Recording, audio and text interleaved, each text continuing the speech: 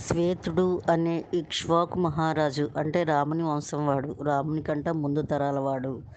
ఈయన అన్ని దానాలు చేశాడు, కానీ జలదానం, అన్నదానం చెయ్యలేదు.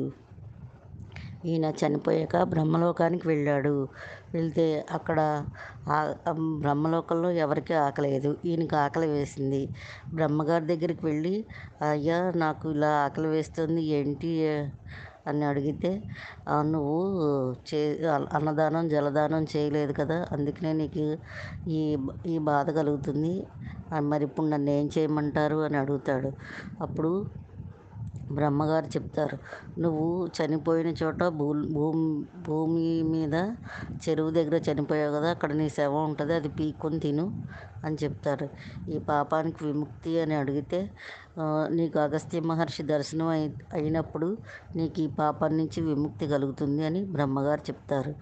అలా కొన్ని వేల సంవత్సరాలు అలా శవాన్ని పీక్కు తింటాడు. ఒకరోజు అగస్త్య మహర్షి ఇదంతా చూస్తాడు. ఆగు అబ్బాయి, ఎవరు నువ్వు? నీ శవాన్ని నువ్వే పీక్కు తింటున్నావు అని అడిగితే, నేను ఇలాగ ఇక్ష్వాకు మహారాజుని, శ్వేతుణ్ణి. నేను ఇలాగ అన్నదానం జలదానం చేయలేదు, అందువలన ఇలాగైపోయాను. నాకు పాపానికి విముక్తిని ప్రసాదించండి అగస్త్య మహాముని అని ప్రాధేయపడగా, అగస్త్య మహాముని తన తపశ్శక్తిని ఆయనకి ధారపోస్తే ఆయన పాపం పోయింది. అప్పుడు వెంటనే శవం మాయమైపోయింది. అంటే ఆయనకి ఆకలి దప్పులు పోయినాయి.